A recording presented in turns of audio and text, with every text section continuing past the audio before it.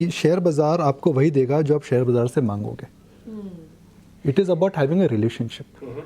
अगर आप शेयर बाज़ार को जुए का अड्डा ट्रीट करेंगे तो वो आपको वैसा ही रिटर्न देगा। अगर आप शेयर बाज़ार को अगर आप एक लॉन्ग टर्म कामधेनु गाय के हिसाब से जो वेल्थ क्रिएट आपके लिए कर सकती है, आजीवन आपका ध्यान रख सकती है, आपकी आय का ध्यान रख सकती है, उम्र का ध्यान रख सकती है, तो उसको अगर आप वैसे ट्रीट करेंगे तो शेयर बाजार में उस प्रकार का आपको रिटर्न मिलेगा। It is about the relationship what you have with the market which defines what you will actually get in return.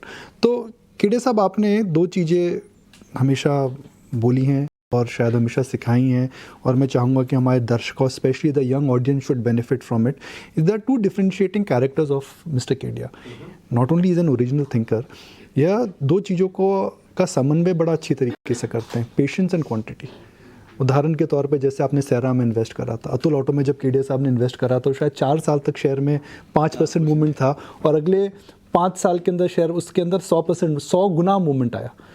तो आपने जब एक उदाहरण के लिए हम बात कर रहे हैं, तो आप पेशेंस और क्वांटिटी को कैसे डिफाइन करते हैं? जब 2-3 साल तक आपका शेयर कोई नहीं चलता है तो आपको नहीं, आप कैसे वो डिसाइड करते हैं भाई इसका भी समय आएगा, या फिर मैं गलत हूँ, या फिर मैं सही हूँ, या फिर मुझे उसको बेच देना चाहिए? वो कन्विक्शन कैसे आती है आपके पास? वो ऐसा है कि जब तक समझिए ये स्टोरी की बात है ना, जैसे मेरा एक कोट है, chase the story behind the stock, not money on the table, money will make you rich but story will make you wealthy. तो जब तक वो स्टोरी उसके अंदर में कायम है, जब तक, जैसे आप कोई पिक्चर देख रहे हो और समझिए 3 घंटे की पिक्चर है, आधे घंटे बाद आपको लगने लगे पिक्चर बोरिंग है, आप उठ के तो नहीं जाते हो, कितने आदमी उठ के चले जाते हैं। इंटरवल तक आपको लगता है बोरिंग है, फिर भी आप उठ के तो नहीं जाते हो कि शायद बाद में होगा। कई पिक्चर ऐसी होती है कि इंटरवल तक आपको लगता है बकवास है, उसके बाद में जब वो क्लाइमेक्स पकड़ती है तो आप बोलते हो ओ माय गॉड क्या पिक्चर थी। और 15 मिनट के क्लाइमेक्स में या 15 मिनट की स्टोरी के अंदर में पूरी 3 घंटे का आपको जो पेन आपका खत्म हो जाए, आपको लगता है ओ माय गॉड, फिर आप बोलते हो पिक्चर जरूर देखना। एक सिमिलर एग्जाम्पल देता हूँ, ऐसा ही उदाहरण, ऐसा ही एग्जाम्पल ये भी यहाँ पर भी है कि वो स्टोरी है, वो स्टोरी कब प्ले आउट होगी ये आपके दिमाग में नहीं है।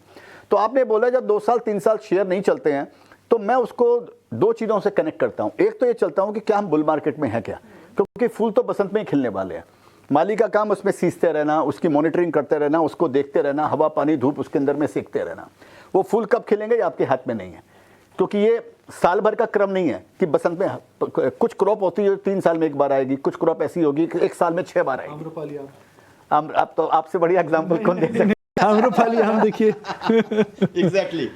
तो ये तो मैं स्टोरी को ढूंढते रहता हूं कि हम बुल मार्केट, अगर हम बुल मार्केट में नहीं है तो मेरे को लगता है कि कोई बात नहीं, मेरा शेयर अंडर परफॉर्म नहीं कर रहा है, क्योंकि दूसरे शेयर भी ज्यादातर चल नहीं रहे हैं, तो अभी वो सीजन नहीं आया। लेकिन सीजन आने के बाद में अगर मेरा शेयर नहीं चलता है तो मैं उसको फिर जाकर वापस उसको आत्मविश्लेषण करता हूं कि कहीं मैं गलत तो, ये तो ऐसे भी क्रम चलते रहता है कि कहीं मैं गलत तो नहीं हूं, तो ये क्रम इसके अंदर में चलते रहता है। तो जब तक वो स्टोरी ठीक रहती है मैं शेयर के साथ में बैठा रहता हूं, और जब स्टोरी अगर गड़बड़ा हो जाए तो चाहे वो बुल मार्केट हो, बेयर मार्केट हो या कुछ हो, तो मैं उसमें से निकल जाता हूं। तो इसी बोलकर वो पेशेंस अपने आप आ जाता है कि 2 साल आपके शेयर नहीं चलेंगे, आप बैठे हो आराम से कि चलो बैठे रहो गंगा किनारे, कभी ना कभी तो लहर आएगी। तो आप बैठे हो, तो जब लहर आएगी तब लहर आना आपका काम नहीं है भाई, आपका वहां टिके रहना आपका काम है।